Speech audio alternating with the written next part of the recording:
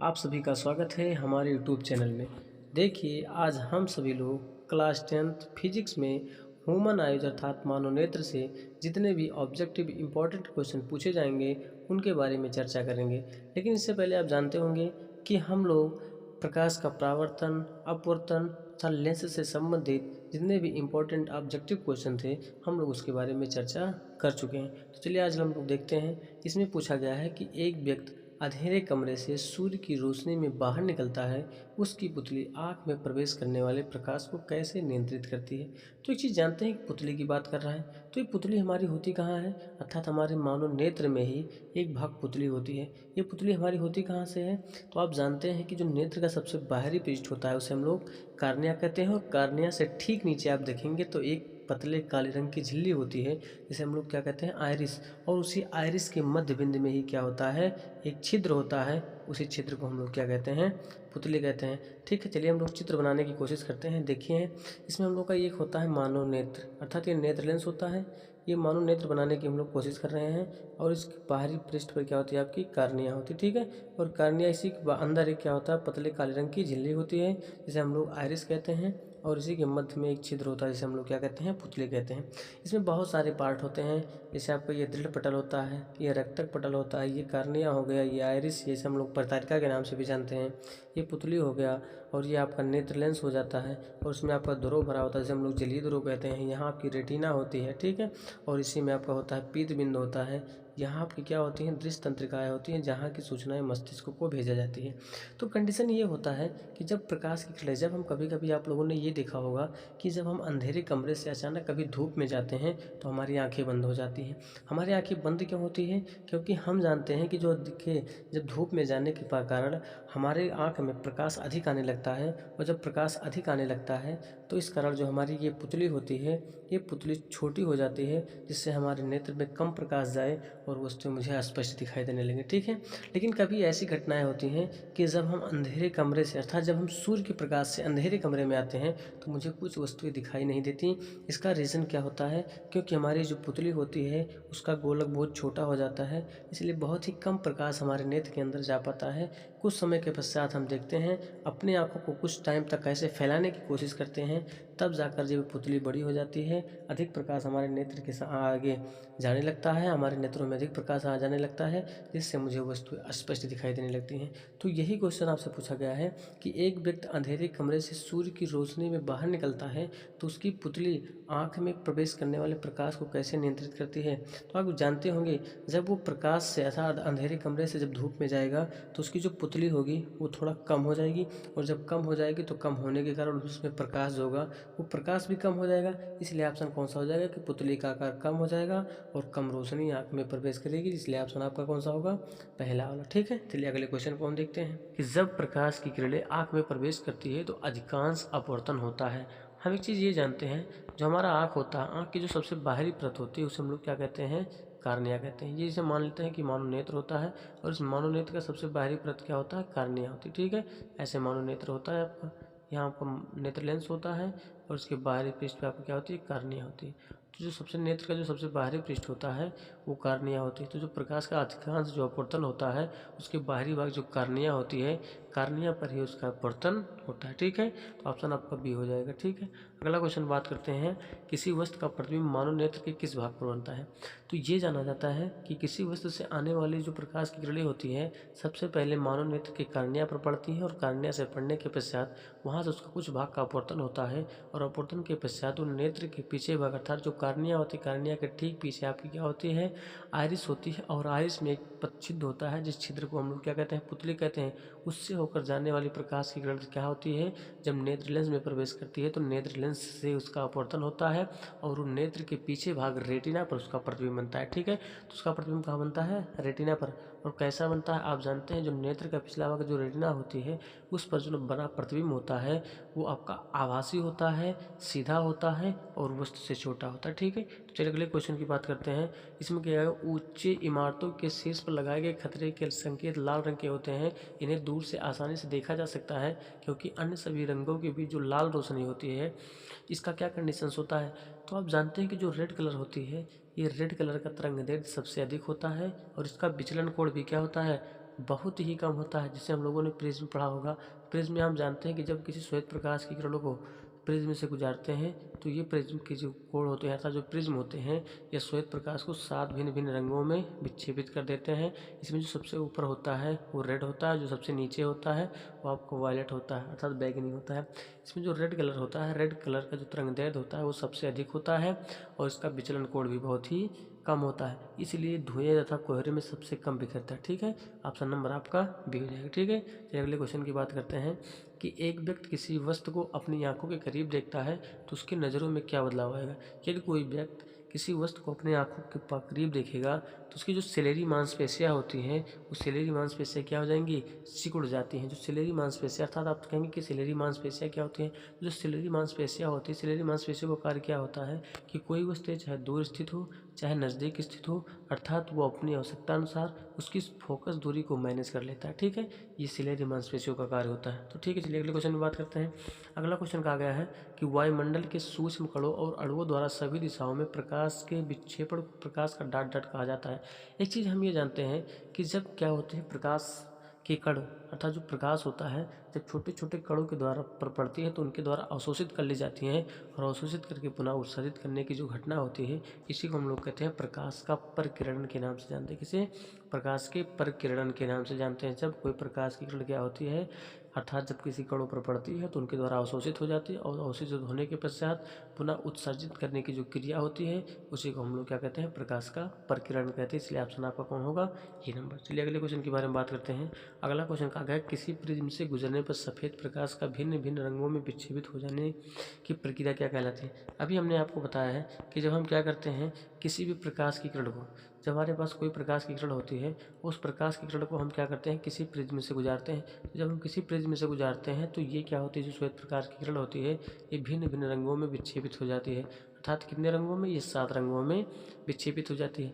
तो इसी घटना को हम लोग क्या कहते हैं, वर्ण विक्षेपण अर्थात श्वेत प्रकाश की किरण का भिन्न भिन्न रंगों में विक्षेपित होने की जो घटना होती है इसी घटना को हम लोग क्या कहते हैं, वर्ण विक्षेपण कहते हैं। ठीक है, तो ऑप्शन आपका कौन सा होगा, बी नंबर। चलिए अगले क्वेश्चन के बारे में बात करते हैं। अगला क्वेश्चन कहा गया कि जब सफ़ेद प्रकाश हवा से कांच के प्रिज्म में प्रवेश करती है तो विचलन कोण न्यूनतम होता है। एक चीज़ हम ये जानते हैं कि इसमें कह रहा है कि किसका विचलन कोण सबसे न्यूनतम होगा। तो अब चीज़ हम ये जानते हैं कि जब हम क्या करते हैं किसी भी श्वेत प्रकाश की किरण को किसी प्रिज्म से गुजारते हैं तो जब प्रिज्म से गुजारते हैं तो गुजारने के पश्चात ये क्या होती है, भिन्न भिन्न रंगों में विक्षेपित हो जाती है और जो भिन्न भिन्न रंगों में विक्षेपित हो जाती है इसका जो सबसे ऊपरी होता है वो रेड होता है, सबसे नीचे कौन सा होता है, वायलेट होता है। आप जानते हैं कितने रंगों में विभाजित होते हैं, तो ये 7 रंगों में विभाजित हो जाती है। इसे हम लोग बीब गोयर के नाम से भी जानते हैं। बीब गोयर, BIBG क्या हो जाएगा, BIBGOYR होता है। ठीक है, 7 कलर हो गए। बी का मतलब होता है वायलेट, आई का मतलब होता है इंडिगो, इस बी का मतलब होता है ब्लू, जी का मतलब होता है ग्रीन, ओ का मतलब होता है ऑरेंज और ये ऑरेंज होता है और वाई का मतलब येलो होता है और आर का मतलब क्या होता है, रेड होते हैं। तो ये 7 कलर होते हैं। ठीक है, इसमें जो सबसे ऊपरी कलर होता है वो रेड होता है, जो सबसे नीचे होता है वो आपका वायलेट होता है। तो इसमें ये कहा गया जब सफ़ेद प्रकाश हवा से कांच के प्रिज्म में प्रवेश करती है तो विचलन कोण का मान न्यूनतम होता है। किसमें विचलन कोण सबसे न्यूनतम होता है, तो आप जानते हैं कि सबसे नीचे कौन सा होता है, बैगनी होता है, इसलिए बैगनी जो होगा उसका विचलन कोण सबसे ही कम होगा। चलिए अगले क्वेश्चन के बारे में बात करते हैं। अगला क्वेश्चन पूछा गया मानव नेत्र के किस भाग पर किसी वस्तु का प्रतिबिंब बनता है। तो मानव नेत्र के किस भाग पर किसी वस्तु का प्रतिबिंब बनता है, तो हम जानते हैं कि जो मानव नेत्र होता है ये मानव नेत्र आप मान लेते हैं कि मानव नेत्र होता है। ठीक है, और यहाँ किसी वस्तु से आने वाली जो प्रकाश की किरणें होती है जब मानव नेत्र पर पड़ती है तो यहाँ से इसका जब अपवर्तन होता है तो अपवर्तन होने के पश्चात इस वस्तु का जो प्रतिबिंब होता है वो मानव नेत्र के सबसे पीछे भाग पर बनता है। जो सबसे पीछे भाग होता है वो क्या होती है, रेटिना होती है। ठीक है, यहाँ एक रेटिना होती है जिस पे इसका प्रतिबिंब बनता है, लेकिन यहाँ इसका जो प्रतिबिंब बनता है वो कैसा होता है, तो हमने आपको बताया है कि आभासी होगा, छोटा होगा और सीधा होता है। ठीक है, और यहाँ जो प्रतिबिंब बनता है इस प्रतिबिंब बनने से मुझे वस्तुएं दिखाई नहीं देती हैं। आप जानते हैं कि जो प्रतिबिंब होता है ये प्रतिबिंब किसके रूप में, विद्युत तरंगों के रूप में निकलती हैं और यहाँ से जो आपकी होती है दृश्य तंत्रिकाएँ होती हैं यहाँ से मस्तिष्क को भेजा जाता है और मस्तिष्क इसको प्रतिबिंब को मुझे दिखाता है। ठीक है, तो इसमें ऑप्शन कौन सा होगा, ये आपका होगा कार्निया। ठीक है, चलिए अगले क्वेश्चन के बारे में बात करते हैं। अगला क्वेश्चन है तारों के टिमटिमाने की व्याख्या किस सिद्धांत पर आधारित होती है। तो तारों के टिमटिमाने की जो व्याख्या होती है, आप जानते हैं किस पे आधारित होती है? ये प्रकाश के अपवर्तन के सिद्धांत पे आधारित होती है। किसके सिद्धांत पर? प्रकाश के अपवर्तन के सिद्धांत पे आधारित होती है। चलिए अगले क्वेश्चन के बारे में बात करते हैं। नेत्र लेंस की फोकस दूरी अधिक हो जाने से कौन सा दृष्टि दोष हो जाता है? अब दृष्टि दोष के बारे में बात करते हैं कि दृष्टि दोष क्या होते हैं। तो दृष्टि दोष हमारे कई प्रकार के होते हैं, अर्थात जब कोई ऐसा कंडीशंस आ जाता है यदि किसी व्यक्ति को निकट की वस्तुएं दिखाई देती हैं लेकिन दूर की वस्तुएं नहीं दिखाई देती हैं, तो इस दृष्टि दोष को हम लोग कहते हैं निकट दृष्टि दोष। लेकिन यदि किसी व्यक्ति को दूर की वस्तुएं दिखाई दें लेकिन निकट की वस्तुएं दिखाई नहीं देती हैं, तो इसे हम लोग कहते हैं दूर दृष्टि दोष। लेकिन यदि किसी व्यक्ति को निकट तथा दूर स्थित दोनों वस्तुएं अस्पष्ट दिखाई न दें, तो इसे हम लोग कहते हैं जरा दृष्टि दोष। तो उसमें यही कहा गया है कि नेत्र लेंस की फोकस दूरी अधिक हो जाने से कौन सा दृष्टि दोष हो जाता है। तो जो नेत्र होता है उसकी फोकस दूरी अधिक कब होती है? तो इसकी जो फोकस दूरी अधिक होने के दो कंडीशंस होते हैं। जो हमारा ये नेत्र लेंस होता है, ये नेत्र लेंस ऐसे बना होता है, ठीक है। अर्थात ये नेत्र लेंस को हम क्या कर दें, एक बार ऐसे पतला बना दें और एक बार थोड़ा ऐसे चपटा कर दें, तो आप जानेंगे कि इनके बीच की जो दूरी होती है, अगर इसको हम थोड़ा चपटा कर देंगे तो इसकी फोकस दूरी कम हो जाएगी, लेकिन अगर जो थोड़ा इसको पतला कर देते हैं तो इसकी फोकस दूरी क्या हो जाएगी, बढ़ जाएगी। तो जब इसकी फोकस दूरी बढ़ जाती है तो किसी वस्तु से आने वाला जो प्रतिबिंब होता है, अर्थात जो प्रकाश की किरणें होती हैं, इसका प्रतिबिंब रेटिना पन्ना बन करके कहाँ बन जाता है, रेटिना से पहले बनने लगता है। इसीलिए इसका प्रतिबिंब रेटिना पन्ना बनकर रेटिना से पहले बन जाता है। तो इस प्रकार की जो दोष होती है इसे हम लोग कहते हैं निकट दृष्टि दोष। कौन सा दृष्टि दोष? निकट दृष्टि दोष कहते हैं, ठीक है। चलिए अगले क्वेश्चन के बारे में बात करते हैं। अगला क्वेश्चन है, नेत्र में किसी वस्तु का बना प्रतिबिंब होता है। अभी हमने आपको बताया है कि नेत्र में किसी वस्तु का जो बना प्रतिबिंब होता है वो हमेशा कैसा होगा, काल्पनिक होगा। काल्पनिक का मतलब होता है आभासी होता है, सीधा होता है और वस्तु से कैसा होता है, छोटा होता है, ठीक है। चलिए अगले क्वेश्चन के बारे में बात करते हैं। अगला क्वेश्चन है, जो नेत्र निकट स्थित वस्तुओं को स्पष्ट नहीं देख पाता है उस नेत्र में होता है। अभी हमने आपको बताया कि जो निकट दृष्टि दोष होते हैं, अर्थात उसे निकट की वस्तुएं दिखाई देती हैं लेकिन दूर की वस्तुएं नहीं दिखाई देती हैं। लेकिन जब किसी व्यक्ति को दूर की वस्तुएं दिखाई दे लेकिन निकट की वस्तुएं नहीं दिखाई देती हैं, तो उसे दूर दृष्टि दोष हो जाता है। तो उसमें ये कहा गया है, जो नेत्र निकट स्थित वस्तुओं को स्पष्ट देख पाता है उस नेत्र में होता है, अर्थात वो निकट की वस्तुओं को देख ले जाता है लेकिन दूर की वस्तुओं को नहीं देख पाता। या इसमें यह कहा गया है कि जो नेत्र निकट स्थित वस्तुओं को स्पष्ट नहीं देख पाता है, अर्थात ये निकट स्थित वस्तु को स्पष्ट नहीं देख पाता, इसका मतलब दूर की वस्तुओं को देख ले जाता है। तो इसमें कौन सा दृष्टि दोष होगा, दूर दृष्टि दोष। कौन सा, दूर दृष्टि दोष होता है, ठीक है। फिर अगले क्वेश्चन के बारे में बात करते हैं। श्वेत प्रकाश की किरण जब किसी प्रिज्म से होकर गुजरती है तब जो रंग सबसे अधिक विचलित होता है वो कौन सा है। तो ये कहा जाता है कि जब कोई प्रकाश की किरण कहाँ से होकर गुजरती है, प्रिज्म से जब गुजरती है, तो उसमें ये कहा गया है कि जो रंग सबसे अधिक विचलित होता है, सबसे अधिक कौन सा विचलित होगा, जो सबसे नीचे होगा वो सबसे अधिक विचलित होगा। तो सबसे नीचे कौन सा होता है, सबसे नीचे हमारा बैगनी होता है, इसलिए बैगनी सबसे अधिक विचलित होगा। और जब सबसे कम विचलित होता है वो आपका रेड कलर होता है, ठीक है। तो इसलिए आपका ऑप्शन कौन सा होगा, सी नंबर। चलिए अगले क्वेश्चन की बात करते हैं।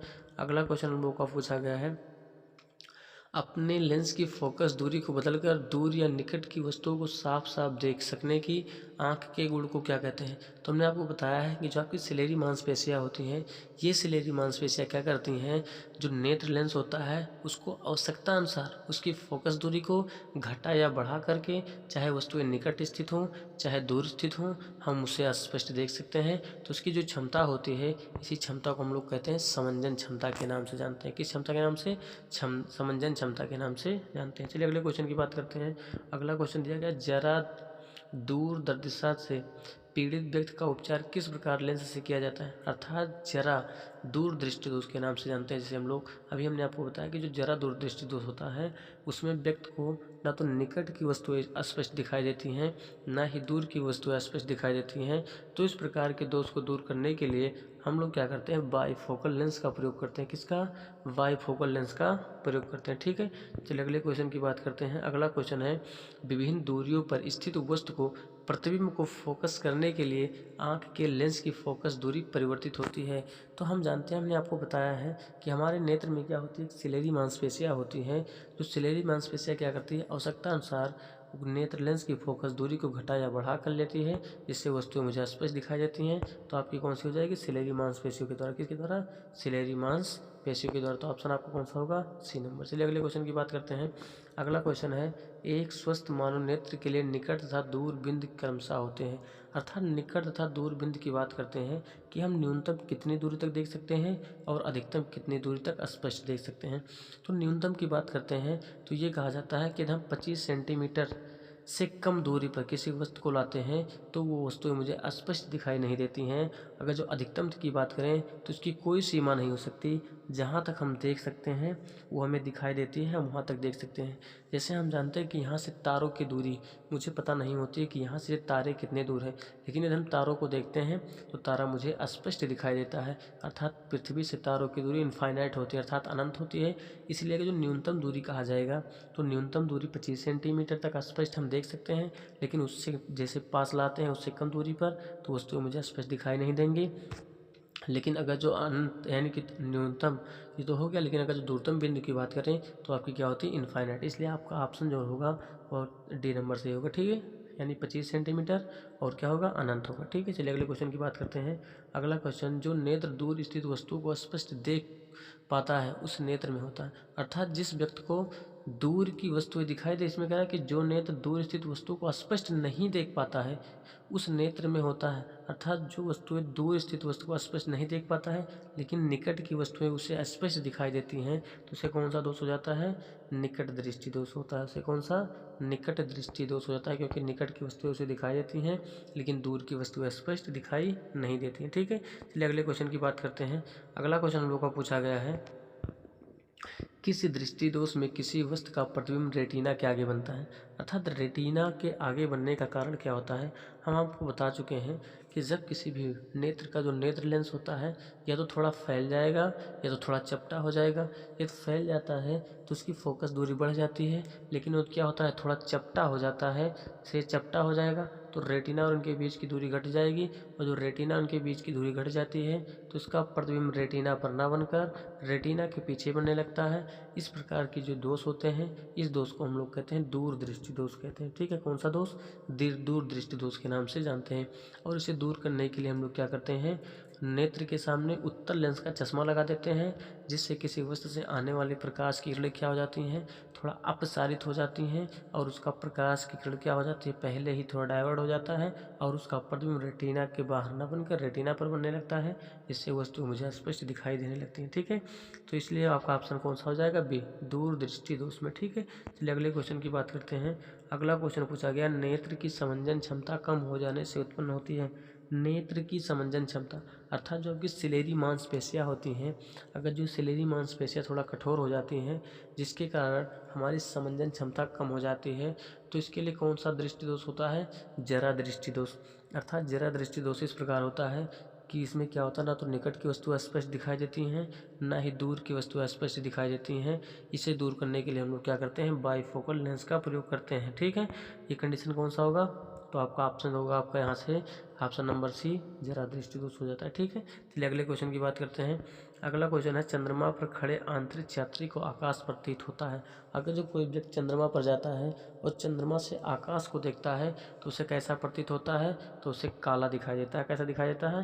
काला। तो ऑप्शन नंबर कौन सा आपका? डी नंबर, ठीक है। चलिए अगले क्वेश्चन की बात करते हैं।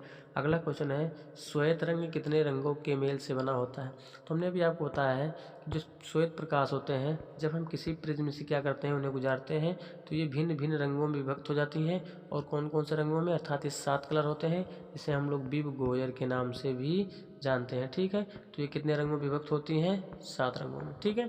7 रंगों में विभक्त होती हैं। ऑप्शन आपका कौन सा हो जाएगा? D number. चलिए अगले क्वेश्चन की बात करते हैं।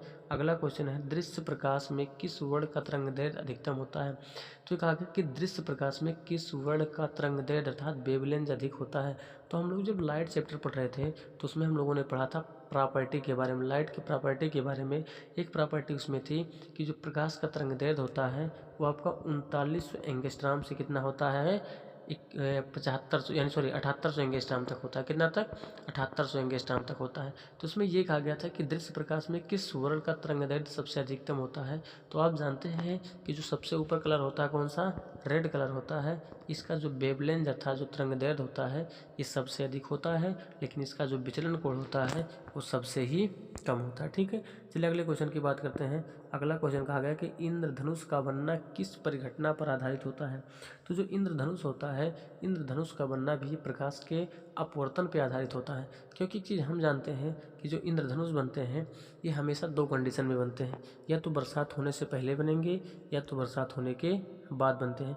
क्योंकि चीज़ हम जानते हैं कि जब बरसात होती है तो उसमें जो पानी की बूंदें होती हैं, पानी की बूंदें वहाँ होती हैं, और जब सूर्य का प्रकाश उस पानी की बूंदों पर पड़ता है तो वो पानी की बूंदें प्रिज्म की तरह व्यवहार करती हैं, और जब उस श्वेत प्रकाश की किरणें उस पानी की बूंदों के द्वारा उसका अपवर्तन होता है तो अपवर्तन होने के कारण वो प्रकाश 7 रंगों में विभक्त हो जाता है, जिस प्रकार से मुझे एक इंद्रधनुष बनता हुआ दिखाई देता है। तो ये किसके कारण होता है? प्रकाश के अपवर्तन के कारण। एक कंडीशन ये भी ध्यान रखिएगा, जब कभी भी इंद्रधनुष बनता है तो वो इंद्रधनुष सूर्य की विपरीत दिशा में ही बनेगा। जिधर सूर्य होता है उधर कभी इंद्रधनुष नहीं बनता। इंद्रधनुष हमेशा सूर्य की विपरीत दिशा में ही बनेगा। ठीक है, तो अगले क्वेश्चन की बात करते हैं। अगला क्वेश्चन कहा गया है कि जो नेत्र निकट स्थित वस्तुओं को साफ नहीं देख पा सकता है उस नेत्र में क्या होता है। अर्थात जो नेत्र निकट स्थित वस्तुओं को साफ नहीं देख सकता, अर्थात जब वो निकट की वस्तुओं को साफ नहीं देख सकता है तो दूर की वस्तुओं को तो स्पष्ट देखता ही होगा। तो इसलिए कंडीशन क्या हो जाएगा? दूरदृष्टि दोष। अर्थात जिसे दूर की वस्तु स्पष्ट दिखाई दे लेकिन निकट की वस्तु स्पष्ट नहीं दिखाई देती हैं तो उसे हम लोग क्या कहते हैं? दूरदृष्टि दोष के नाम से जानते हैं। ठीक है, चलिए अगले क्वेश्चन की बात करते हैं। कहा गया किसी कोलाइडी ब्लेन में निलंबन कणों से प्रकाश के प्रकीर्णन को कहते हैं। अर्थात आप लोग एक चीज़ ये पढ़े होंगे, निलंबन क्या होता है, अर्थात एक वास्तविक विलयन क्या होता है और एक कोलाइडी विलयन क्या होता है। तो एक टिंडल महोदय थे, टिंडल महोदय ने ये कहा था यदि हमारे पास कोई कोलाइडी विलयन होता है, यदि उस कोलाइडी विलयन में हम क्या करते हैं, किसी भी प्रकाश की किरणों को गुजारते हैं, तो जब ये प्रकाश की किरणें उस कोलाइडी विलयन से गुजरती हैं तो कोलाइडी कणों के द्वारा प्रकाश को भिन्न भिन्न दिशाओं में फैला देती हैं, जिसमें मुझे उस विलयन में एक पाथ अथवा एक रास्ता बनता हुआ दिखाई देता है। इसी को हम लोग क्या कहते हैं? टिंडल प्रभाव के नाम से जानते हैं। तो किसने बताया था मुझे? टिंडल महोदय ने बताया था, इसलिए इसे हम लोग टिंडल प्रभाव के नाम से भी जानते हैं। ठीक है, चलिए अगले क्वेश्चन की बात करते हैं। अगला क्वेश्चन है सामान्य मानव नेत्र को दूरबीन, अर्थात जो सामान्य मानव नेत्र होता है वही चीज़ है कि एक व्यक्ति जो होता है, एक स्वस्थ व्यक्ति है, वो अधिकतम कितनी दूरी तक की वस्तुओं को देख सकता है। तो हमने बताया कि इसके लिए कोई सीमा नहीं होती है, जहाँ तक आप देख सकते हैं, ठीक है, उसकी वही अधिकतम सीमा होती है। तो आप देख रहे हैं कि यहाँ से हम चंद्रमा को, जैसे हमने बताया, यहाँ से चंद्रमा की दूरी हो गई, सूर्य की दूरी हो गई, या तारे होते हैं, अर्थात तारे की कोई निश्चित दूरी नहीं होती है, इसलिए इसकी जो अधिकतम दूरी होगी वो इनफाइनाइट होती है। कितना होती है? इनफाइनाइट था अनंत होती है। ठीक है, अगले क्वेश्चन की बात करते हैं। अगला क्वेश्चन है निकट दृष्टि दोष वाले व्यक्ति के चश्मे में होता है, अर्थात निकट दृष्टि दोष वाले व्यक्ति के चश्मे में कौन सा चश्मा प्रयोग किया जाता है। तो चीज़ हम ये जानते हैं कि जो निकट दृष्टि दोष होता कब है, अर्थात जो हमारे नेत्र गोलक होता है, यहाँ से जो नेत्र गोलक होती है, इस नेत्र गोलक में इसकी जो फोकस दूरी होती है वो बढ़ जाती है, और जब ये बढ़ जाती है किसके कारण बढ़ती है? क्योंकि ये नेत्र गोलक आपका थोड़ा लंबा हो जाता है, जिसके कारण इसकी फोकस दूरी बढ़ जाती है। जब फोकस दूरी बढ़ जाती है तो इसका प्रतिबिंब रेटिना पर ना बन करके रेटिना से पहले बनने लगता है। तो मुझे करना क्या होता है? निकट दृष्टि दोष में मुझे कुछ ऐसा करना होता है कि इसका प्रतिबिंब इससे पहले ना बनकर कहाँ बनने लगे? रेटिना पर बने। तो मुझे क्या करना पड़ेगा? उस व्यक्ति के नेत्र के सामने मुझे कोई ऐसा लेंस का चश्मा लगाना पड़ेगा जिससे कि उसका प्रतिबिंब सीधा कहाँ बने?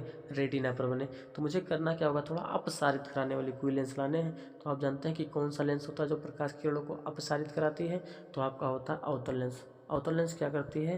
प्रकाश किरणों को थोड़ा अपसारित करा देती है, जिससे किसी वस्तु से आने वाली प्रकाश किरणें जब क्या होती हैं?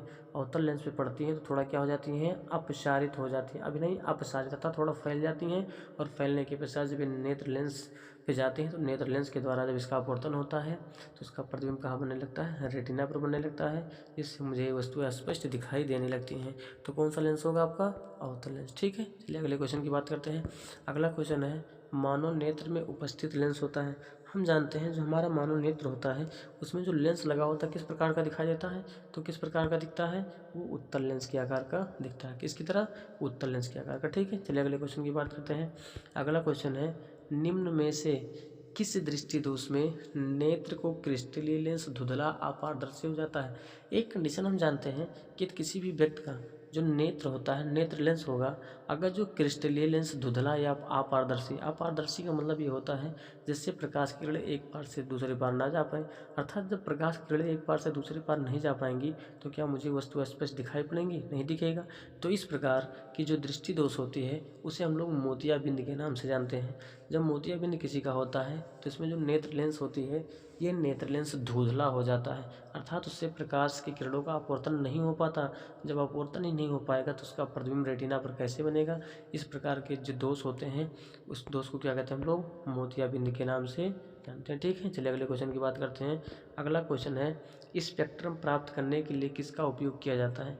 तो स्पेक्ट्रम प्राप्त करने के लिए अर्थात भिन्न भिन्न रंगों को देखने के लिए हम लोग कौन सा प्रयोग करते हैं? तो वो हमारा होता है इस प्रिज्म के द्वारा ही हम भिन्न भिन्न रंगों को देख पाते हैं। ठीक है, चलिए अगले क्वेश्चन की बात करते हैं। अगला क्वेश्चन इसमें पूछा गया है कि इस स्पेक्ट्रम में किस रंग की किरण का विचलन झुकाव अर्थात बहुत ही कम होता है, अर्थात किस किरण का जो विचलन होता है बहुत ही कम होता है। तो आपको बताया गया है जो कंडीशन कौन सा होता है, आपका जो रेड कलर होता है, रेड कलर सबसे ऊपर होने के कारण इसका जो विचलन होता है बहुत ही कम होता है, लेकिन इसका तरंग दैर्ध्य भी सबसे अधिक होता है। ठीक है, चलिए अगले क्वेश्चन की बात करते हैं। अगला क्वेश्चन है कि दीर्घ दृष्टि के निवारण के लिए उपयोग किया जाता है। दीर्घ का मतलब होता है दूरदृष्टि दोष के निवारण के लिए किसका उपयोग किया जाता है? तो आप जानते हैं कि जो दूरदृष्टि दोष होता है वो दूरदृष्टि दोष कब होता है कि जब उसका नेत्र गोलक होता है थोड़ा चपटा हो जाता है और उसका प्रतिबिंब रेटिना पर ना बन करके रेटिना के पीछे बनने लगता है। ये आपका नेत्र लेंस होता है, अर्थात थोड़ा जब चपटा हो जाता है तो इसका प्रतिबिंब रेटिना पर ना बन करके रेटिना के पीछे बनने लगता है, इसलिए उस व्यक्ति को स्पष्ट दिखाई नहीं देता। इसे दूर करने के लिए हम लोग क्या करते हैं, नेत्र के सामने उत्तल लेंस का चश्मा लगा देते हैं ताकि किसी वस्तु से आने वाले प्रकाश को थोड़ा क्या कर दे, अभिसारित करा दे, अर्थात थोड़ा झुका देती है, जिससे उसका प्रतिबिंब रेटिना पर स्पष्ट बनने लगता है। ठीक है, तो इसमें आपका ऑप्शन होगा बी नंबर। चलिए अगले क्वेश्चन की बात करते हैं। अगला क्वेश्चन हम लोगों का है, प्रिज्म से प्रकाश की कौन सी परिघटना होती है? जो प्रिज्म से होता है, प्रिज्म के द्वारा हम लोग क्या करते हैं, अर्थात जो श्वेत प्रकाश किरण होती है उस श्वेत प्रकाश की किरण को हम लोग क्या करते हैं, भिन्न भिन्न रंगों में विक्षेपित करा देते हैं। अर्थात एक आती है और यहाँ से जैसे इसका अपवर्तन होता है तो ये श्वेत प्रकाश की किरण भिन्न भिन्न रंगों में विक्षेपित हो जाती हैं। इसी को हम लोग क्या कहते हैं, वर्ण विक्षेपण के नाम से भी जानते हैं। किसके नाम से? वर्ण विक्षेपण के नाम से जानते हैं। चलिए अगले क्वेश्चन की बात करते हैं। अगला क्वेश्चन है, प्रकाश की किस रंग का तरंग दैर्ध्य सबसे कम होता है? तरंग दैर्ध्य की बात करते हैं अर्थात वेवलेंथ की बात करते हैं। अभी हमने आपको बताया है कि जो तरंग दैर्ध्य होता है अर्थात जो प्रकाश की जो तरंग दैर्ध्य होता है वो 39 एंगस्ट्रॉम से कितना होता है, 78 एंगस्ट्रॉम के बीच में होता है। तो आप एक चीज़ जानते हैं कि सबसे अधिक जो तरंग दैर्ध्य होता है वो किसका होता है, रेड का होता है, और सबसे कम किसका होता है, बैगनी का। तो इसमें ये कहा गया कि प्रकाश की किस रंग का तरंग दैर्ध्य सबसे कम होता है, तो किसका होगा, बैगनी जो कलर होगी इसका तरंग दैर्ध्य सबसे कम होगा। ठीक है, चलिए अगले क्वेश्चन की बात करते हैं। अगला क्वेश्चन आपका है, आकाश का रंग नीला प्रतीत होता है।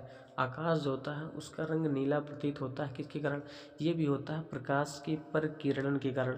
आप जानते हैं कि प्रकाश का परकिरण क्या होता है? तो ये कहा जाता है कि जब कोई प्रकाश किरणें किसी भी कणों के द्वारा अवशोषित कर ली जाती है और अवशोषित करके पुनः उसे उत्सर्जित करने की जो घटना होती है उसी को हम लोग प्रकाश का परकिरण कहते हैं। तो जो आसमान होता है इस आसमान में सभी तो प्रकाश किरणें आती हैं, लेकिन वो क्या करता है, सबको अवशोषित करके, लेकिन ये सबसे बाद में किसको उत्सर्जित करता है, नीले प्रकाश की किरण को उत्सर्जित करता है, जिसके कारण ये आसमान मुझे क्या होता है, नीला दिखाई देता है। ठीक है, तो आपका ऑप्शन कौन सा सही होगा? इसमें ऑप्शन होगा आपका बी नंबर, प्रकाश के परकिरण के कारण। ठीक है, चलिए अगले क्वेश्चन की बात करते हैं।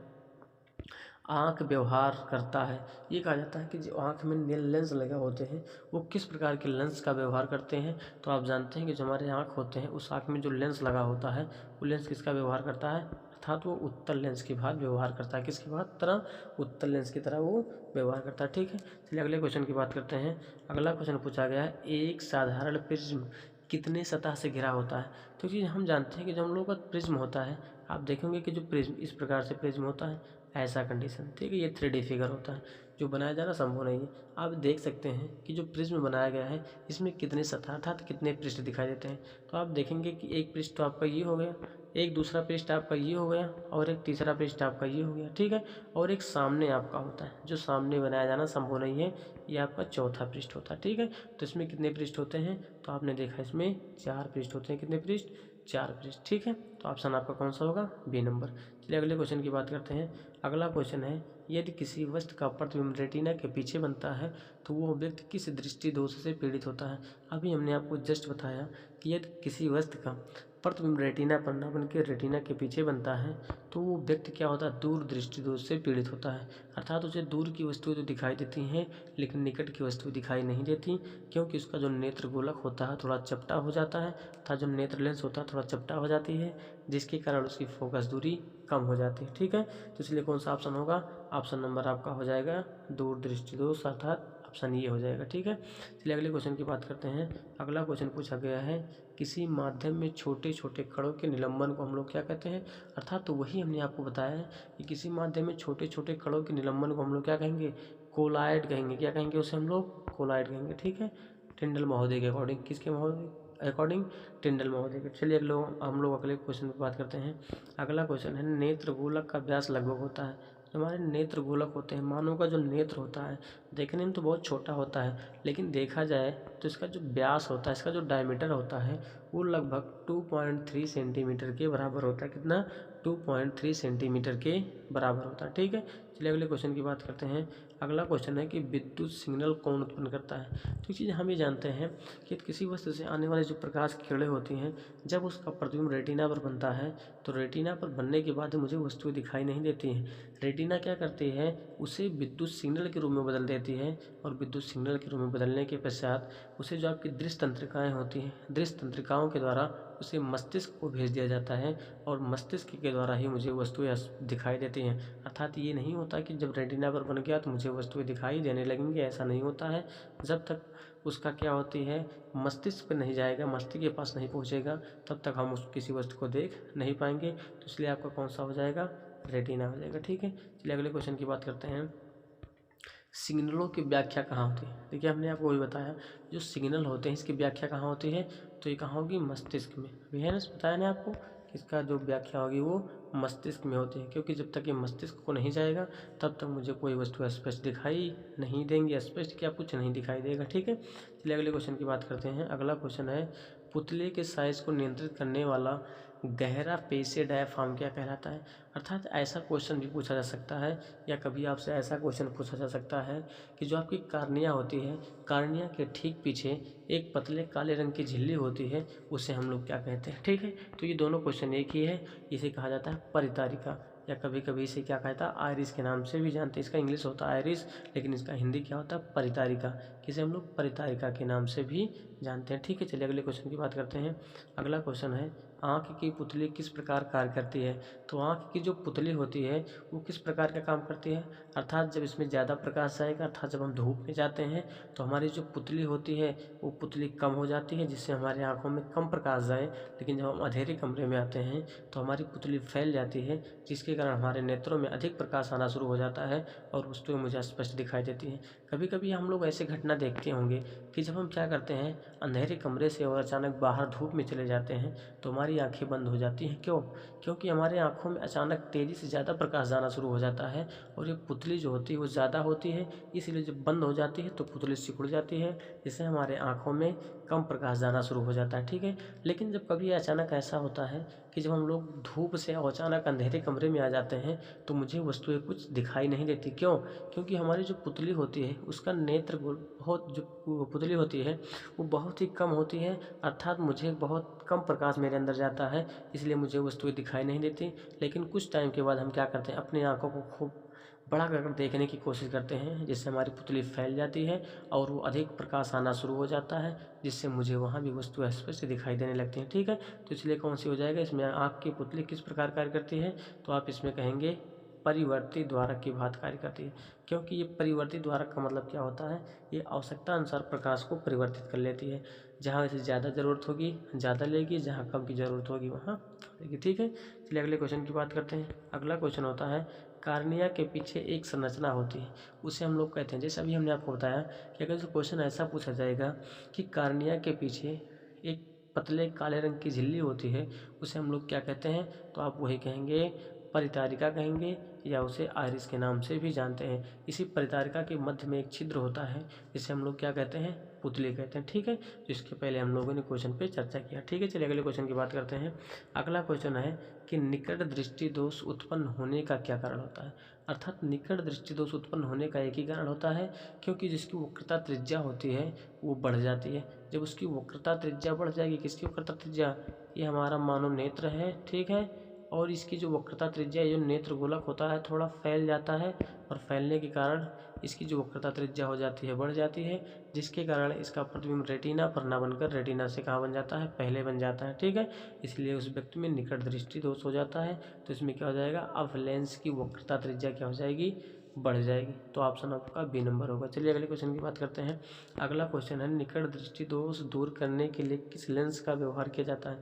अर्थात जब कोई व्यक्ति निकट दृष्टि दोष से पीड़ित है तो उसे दूर करने के लिए हम लोग क्या करते हैं, उसके आँख के सामने अवतल लेंस का चश्मा लगा देते हैं। कौन सा चश्मा, अवतल लेंस का चश्मा लगा देते हैं। ठीक है, चलिए अगले क्वेश्चन की बात करते हैं।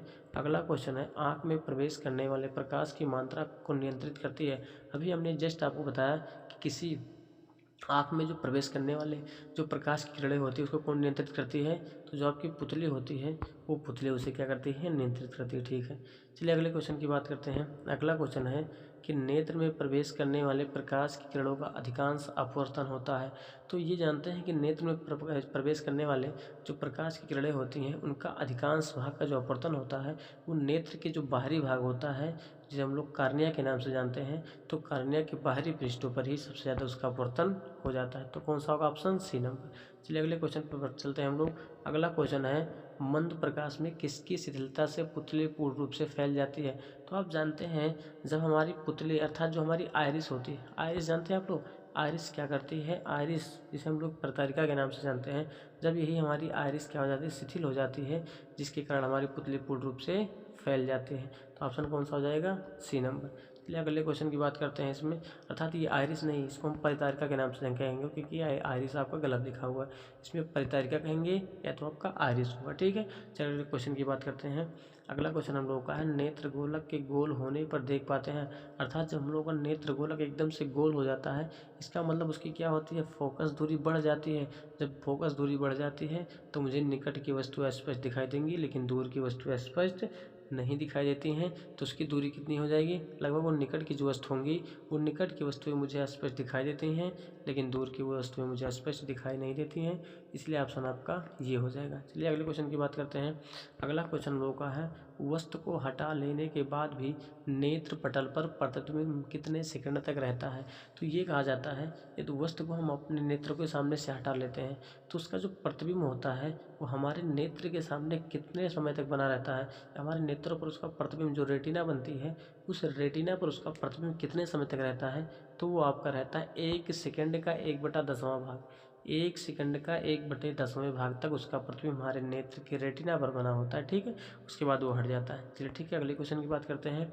दृष्टि निर्बंध सिद्धांत का उपयोग कहाँ से लिया गया है। तो आप जानते हैं कि जो दृष्टि निर्बंध सिद्धांत का उपयोग है ये चलचित्र प्रक्षेपण से लिया गया। कहाँ से, चलचित्र प्रक्षेपण से में लिया गया है। ठीक है, चलिए अगले क्वेश्चन की बात करते हैं।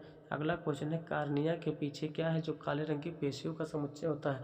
तो कार्निया के पीछे पतले काले रंग की झिल्ली होती है जिसे हम लोग परितारिका या आइरिस के नाम से जानते हैं। कैसे, परितारिका या तो आइरिस के नाम से जानते हैं। ठीक है, चलिए अगले क्वेश्चन की बात करते हैं। अगला क्वेश्चन हम लोगों का है आयु में वृद्धि होने पर मानव नेत्र में समंजन क्षमता घट जाती है। ये दोष क्या कहलाता है, ये तो समंजन क्षमता घट जाती है अर्थात सिलेरी मांसपेशियाँ कठोर हो जाती हैं, तो इसे हम लोग क्या कहते हैं, जरा दृष्टि दोष के नाम से जानते हैं। किसे, जरा दृष्टि दोष के नाम से जानते हैं। ठीक है, चलिए अगले क्वेश्चन की बात करते हैं।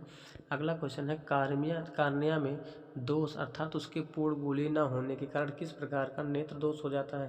अर्थात जब वो पूर्णतः गोल नहीं होगा अर्थात तो क्या हो जाएगा, जो नेत्र गोलक होगा वो नेत्र गोलक थोड़ा चपटा हो जाएगा और इसकी जो फोकस दूरी होगी वो फोकस दूरी कम हो जाएगी, इसलिए इसका प्रतिबिंब रेटिना पर ना बनकर रेटिना के पीछे बनने लगेगा, इसलिए हो जाएगा आपका दीर्घ दृष्टि दोष या दूर दृष्टि दोष के नाम से हम लोग जानते हैं। किसके नाम से, दीर्घ दृष्टि दोष या दूर दृष्टि दोष के नाम से जानते हैं। ठीक है, चलिए अगले क्वेश्चन की बात करते हैं।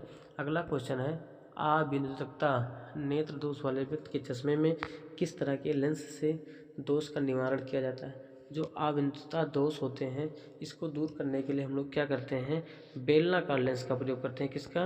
बेलनाकार लेंस का प्रयोग करते हैं। इस प्रकार के दोष को दूर करने के लिए हम लोग क्या करते हैं, बेलनाकार लेंस का प्रयोग करते हैं। चलिए अगले क्वेश्चन की बात करते हैं। अगला क्वेश्चन हम लोग का है, दोष रहित नेत्र 25 सेंटीमीटर और अनंत के बीच रखी हुई वस्तु को आसानी से देख पाता है। इसके बीच की दूरी को हम लोग क्या कहते हैं, तो इसके बीच की दूरी को हम लोग कहते हैं दृष्टि परिसर के नाम से जानते हैं। किसके नाम से? दृष्टि परिसर के नाम से जानते हैं। ठीक है, चलिए अगले क्वेश्चन की बात करते हैं। अगला क्वेश्चन है, मानव नेत्र दो हैं अतः इनका दृष्टि क्षेत्र क्या होगा। सब जानते हैं कि जो मानव में होता है उसमें दो नेत्र होते हैं, अर्थात इनकी दृष्टि क्षेत्र के बारे में बात करते हैं कि इन दोनों के बीच कितने डिग्री का कोण बनता है। तो कितने डिग्री का बनेगा, वो 180 डिग्री का कोण बनता है। कितने का? 180 डिग्री का कोण बनेगा, अर्थात 180 डिग्री का कोण बनता है। कितने का? 180 डिग्री का कोण बनता है। ठीक है, चलिए अगले क्वेश्चन की बात करते हैं। तो अगला क्वेश्चन इसमें दिया गया है, दूर दृष्टि वाली जो आंखें साफ साफ देख सकती हैं, अर्थात जो दूर दृष्टि से पीड़ित व्यक्ति होता है वो कहाँ की वस्तुओं को स्पष्ट देख पाती हैं। तो आप जानते हैं कि जब दूर दृष्टि दोष से पीड़ित व्यक्ति होता है तो उसे दूर की वस्तुएं तो स्पष्ट दिखाई देती हैं लेकिन निकट की वस्तुएं स्पष्ट दिखाई नहीं देती हैं। तो किस वस्तुओं को दूर देख पाता है स्पष्ट, अर्थात वो दूर की वस्तुओं को स्पष्ट देख पाता है लेकिन निकट की वस्तुओं को स्पष्ट देख नहीं पाता। ठीक है, चलिए अगले क्वेश्चन की बात करते हैं। अगला क्वेश्चन है, दीर्घ दृष्टि दोष होने का कारण क्या होता है, अर्थात वही दीर्घ दृष्टि दोष कहिए या तो फिर दूर दृष्टि दोष कहिए, अर्थात इसका होने का कारण क्या होता है। तो इसका होने का कारण ये होता है कि जो नेत्र गोलक होता है, अर्थात जो नेत्र होती है उसका जो नेत्र लेंस होता है वो थोड़ा चपटा हो जाता है और चपटा होने के कारण इसकी फोकस दूरी क्या हो जाती है, कम हो जाती है और कम हो जाने के कारण इसका प्रतिबिंब रेटिना पर ना बनकर रेटिना के कहाँ बनने लगता है, बाहर बनने लगता है। तो इसमें ऑप्शन दिया गया है कि अब नेत्रक लेंस की फोकस दूरी का घटना, तो ऑप्शन कौन सा हो जाएगा आपका, ये नंबर। ठीक है, कौन सा होगा आपका, ये नंबर। चलिए अगले क्वेश्चन की बात करते हैं। अगला क्वेश्चन पूछा गया है, अब नेत्र लेंस की फोकस दूरी में परिवर्तन किया जाता है किसके द्वारा, अर्थात जो अब नेत्र लेंस की जो फोकस दूरी होती है हम लोग किसके द्वारा परिवर्तन करते हैं। तो हमने आपको कई बार बताया है सिलेरी मांसपेशियाँ, उसी को इसके नाम से और जाता है एक पश्चिमाभिपेशिया के नाम से भी जाना जाता है, पश्चिमाभिपेशिया के नाम से भी उसको जाना जाता है। ठीक है, तो चलिए अगले क्वेश्चन की बात करते हैं। अगला क्वेश्चन है, रेटिना प्रकाश को परिवर्तित करता है। जो रेटिना होती है, रेटिना प्रकाश को किस रूप में परिवर्तित करता है। तो हमने आपको बताया है कि विद्युत सिग्नल के रूप में परिवर्तित करता है। किसके रूप में, विद्युत सिग्नल के रूप में उसको परिवर्तित करता है। ठीक है, चलिए अगले क्वेश्चन की बात करते हैं। अगला क्वेश्चन है, नेत्रदान करने वाले व्यक्ति की आयु सीमा होती है। आपसे ये कहा जाए कि यदि कोई व्यक्ति नेत्रदान करना चाहता है तो उसकी आयु कितनी होनी चाहिए। तो आपको ये पता होना चाहिए कि किसी भी व्यक्ति को यदि आपने नेत्र को दान देना है तो उसके लिए उसकी आयु की कोई सीमा नहीं होती है। वो व्यक्ति चाहे तो 10 साल का हो, 25 साल का हो या 60 साल का हो, तो वो व्यक्ति क्या कर सकता है, अपने नेत्र को दान दे सकता है। इसलिए आपका ऑप्शन जो सही होगा इनमें से सभी, अर्थात डी नंबर जो आपका ऑप्शन होगा ये वाला सही होगा। ठीक है, चलिए अगले क्वेश्चन की बात करते हैं। अगला क्वेश्चन है, मृत्यु के पश्चात कितने घंटे के अंदर नेत्र निकाल लेना चाहिए। यदि किसी व्यक्ति की मृत्यु हो जाती है और उसकी आंखें सही हैं तो अगर जो हम एक काम करते हैं कि अगर जो कोई व्यक्ति की मृत्यु हो गई है तो उसकी आंखों को मुझे निकालना है, तो कितने घंटे के अंदर अगर हम उसकी आंखों को निकाल लेते हैं तो उसकी आंखें सही सलामत होती हैं। तो हम जानते हैं कि यदि कोई व्यक्ति की मृत्यु हो जाती है और उस व्यक्ति की आंखों को मुझे निकालना होता है तो 4 से 6 घंटे के भीतर अगर जो हम उसकी आंखों को निकाल लेते हैं तो उसकी आंखें सही सलामत होती हैं और उस आंख का उपयोग दोबारा हम लोग कर सकते हैं। ठीक है, तो इसलिए आपका ऑप्शन नंबर बी हो जाएगा। चलिए अगले क्वेश्चन की बात करते हैं। अगला क्वेश्चन है, इनमें से कौन व्यक्ति नेत्रदान कर सकता है। अब देखिए, नेत्रदान करने की बात आती है, ये तो हो सकता है बहुत सारे व्यक्ति होते हैं वो पीड़ित होते हैं, बहुत किसी न किसी रोग से पीड़ित होते हैं। तो कौन कौन सा रोग से पीड़ित व्यक्ति नेत्र को दान कर सकता है। तो इसमें आपका एक दिया गया है, पहला दिया गया है संक्रमण रोग से पीड़ित व्यक्ति। अगर जो कोई व्यक्ति संक्रमण रोग से पीड़ित है तो क्या वो नेत्र को दान दे पाएगा। यदि कोई मधुमेह रोग से पीड़ित है तो क्या वो नेत्र को दान दे पाएगा। यदि कोई दमे का रोगी होगा तो क्या वो अपने नेत्र को दान दे पाएगा। तो एक कंडीशन इसमें ये जान लीजिए कि यदि कोई व्यक्ति संक्रमण रोग से पीड़ित है तो वो व्यक्ति अपने नेत्र को दान में नहीं दे सकता है, बल्कि जो मधुमेह का रोगी होगा या दमे का रोगी होगा वो अपने नेत्र को दान दे सकता है, लेकिन संक्रमण रोग से पीड़ित व्यक्ति अपने नेत्र को दान नहीं दे सकता। इसलिए आपका ऑप्शन हो जाएगा डी नंबर, बी एवं सी दोनों हो जाएगा। ठीक है, चलिए अगले क्वेश्चन की बात करते हैं। अगला क्वेश्चन है, कौन रंग है जिसका खतरे के सिग्नल के रूप में प्रयोग किया जाता है? तो हम जानते हैं कि जो सिग्नल होती है अर्थात खतरे के सिग्नल के रूप में रेड कलर का प्रयोग करते हैं, क्योंकि इसकी वेवलेंथ बहुत ही अधिक होती है, अर्थात ये ज़्यादा अधिक झुकता नहीं, इसका विचलन कोण भी बहुत ही कम होता है। इसलिए कौन सा कलर प्रयोग करते हैं? लाल कलर प्रयोग करते हैं। ठीक है, चलिए अगले क्वेश्चन की बात करते हैं। अगला क्वेश्चन है, प्रकाश एक पतली झिल्ली से होकर नेत्र में प्रवेश करती है, इस झिल्ली को हम लोग क्या कहते हैं? वही कहा जाता है कि नेत्र का जो सबसे बाहरी परत होता है, उसी बाहरी परत को हम लोग क्या कहते हैं? कार्निया कहते हैं। एक पतली झिल्ली होती है, उसी को हम लोग क्या कहेंगे? कार्निया कहते हैं। ठीक है, तो इसका ऑप्शन कौन सा हो जाएगा? B number, cornea. ठीक है, चलिए अगले क्वेश्चन की बात करते हैं। अगला क्वेश्चन इसमें पूछा गया है कि सूर्य उदय और सूर्यास्त के समय सूर्य का गोल दिखाई देता है। ये देखेंगे सूर्य उदय चाहे सूर्य जब अस्त होता है तो सूर्य मुझे कैसा दिखाई देता है? तो आप देखेंगे गोलाकार दिखाई देता है। कैसा दिखाई देता है? वो एकदम से गोलाकार का दिखाई देता है। कौन? जब सूर्य सुबह उदय होता है या शाम को जब अस्त होता है तो मुझे कैसा दिखाई देता है? गोलाकार दिखाई देता है। ठीक है, चलिए अगले क्वेश्चन की बात करते हैं। अगला क्वेश्चन है, कांच का अपवर्तनांक किस वर्ण के लिए अधिक होता है? अर्थात कांच का जो अपवर्तनांक होता है वो किस रंग के लिए सबसे अधिक होगा? तो जिसका विचलन कोण सबसे अधिक होगा उसी के लिए उसका अपवर्तनांक भी सबसे अधिक होता है। तो सबसे अधिक विचलन कोण किसका होता है? बैगनी का, इसलिए इसका अपवर्तनांक भी उसके लिए सबसे अधिक होगा। ठीक है, तो ऑप्शन आपका सी नंबर सही है। चलिए अगले क्वेश्चन की बात करते हैं। अगला क्वेश्चन है, लाल गुलाब को हरे प्रकाश में देखा जाए तो ये कैसा प्रतीत होता है? तो ये लाल गुलाब है, यदि कोई भी लाल कलर है, यदि आप उसे क्या करेंगे? हरे प्रकाश में देखेंगे, यदि कोई लाल प्रकाश है या लाल गुलाब है तो इसे हम लोग क्या करते हैं? हरे प्रकाश में देखेंगे तो हमेशा काला दिखाई देगा। ठीक है, यदि कहीं घास का मैदान हो, आप ले जाकर किसी हरे प्रकाश को उस पर जलाएंगे तो आपको काला प्रतीत होगा। कैसा प्रतीत होगा? काला प्रतीत होगा। इसलिए इसका ऑप्शन जो है सी नंबर काला है, इसलिए काला प्रतीत होगा। ठीक है, चलिए अगले क्वेश्चन की बात करते हैं। अगला क्वेश्चन है, प्रकाश का प्राथमिक वर्ण कौन सा होता है? ये कहा जाता है कि प्रकाश का प्राथमिक वर्ण हम लोग क्या कहते हैं? प्राथमिक का मतलब होता है प्राथमिक वर्ण, अर्थात हम लोग पहला कलर के नाम से जानते हैं। इसलिए हम लोग कौन कौन सा प्राथमिक कलर होते हैं? पहले पहले कलर का नाम से हम लोग कौन सा जानते हैं? तो इसमें क्या होता है? जो लाल होता है वो भी होता है, नीला जो होता है वो भी होता है, जो हरा होता है, इन सभी को हम लोग क्या कहते हैं? प्राथमिक वर्ण के नाम से जानते हैं। अर्थात इसमें ऑप्शन होगा आपका डी नंबर, तीनों इसमें सही हो सकता है। ठीक है, चलिए अगले क्वेश्चन की बात करते हैं। अगला है, पेशियों की शिथिल होने पर अब नेत्र लेंस की फोकस दूरी लगभग कितनी हो जाती है? तो जब पेशियाँ शिथिल हो जाती हैं तो अब नेत्र लेंस की जो फोकस दूरी हो जाती है वो लगभग कितनी हो जाती है? 2.5 सेंटीमीटर हो जाती है। कितना? 2.5 सेंटीमीटर हो जाती है। ठीक है, चलिए अगले क्वेश्चन की बात करते हैं। अति सूक्ष्म कण किस तरह के प्रकाश को परिकिरणित करता है? तो आप जानते हैं कि जो अति सूक्ष्म कण होते हैं वो सबसे अधिक प्रकाश, जो नीली प्रकाश होती है उसको अधिक परिकिरणित करते हैं, क्योंकि आप जानते हैं जो आपका ये आसमान है इसमें बहुत ही अति सूक्ष्म के कण होते हैं जो क्या करते हैं? नीले प्रकाश को परिकिरणित करते हैं, इसलिए हमारा आसमान क्या दिखाई देता है? नीला दिखाई देता है। इसलिए ऑप्शन कौन सा हो जाएगा? C number. ठीक है, चलिए अगले क्वेश्चन की बात करते हैं। अगला क्वेश्चन आपका दिया गया है, वास्तविक सूर्योदय और आभासी सूर्य अस्त के बीच लगभग कितने समय का अंतर होता है? हम ये जानते हैं कि सूर्य उदय पहले होता है और मुझे दिखाई देखे अगर जो 2 मिनट पहले उदय होता है लेकिन दिखाई मुझे 2 मिनट बाद तक देता है। इसी प्रकार जब अस्त होने की बात होती है तो ये सूर्य उदय अस्त होने के 2 मिनट बाद तक मुझे दिखाई देता है। तो ही कहा गया है कि वास्तविक सूर्योदय और सूर्य अस्त के बीच लगभग कितने समय का अंतर होता है? तो लगभग 2 मिनट का हो समय होता है, यानी कि सूर्योदय से 2 मिनट पहले मुझे दिखाई देने लगता है और सूर्य अस्त होने के 2 मिनट बाद तक भी मुझे सूर्य दिखाई देता है। ठीक है, चलिए अगले क्वेश्चन की बात करते हैं। अगला क्वेश्चन पूछा गया है, उदय और अस्त होते समय सूर्य दिखाई देता है। तो आप देखेंगे जब सूर्य उदय होता है, शाम को अस्त होता है तो किस कलर का मुझे दिखाई देता है? तो वो रेड कलर का दिखाई देता है। कैसा?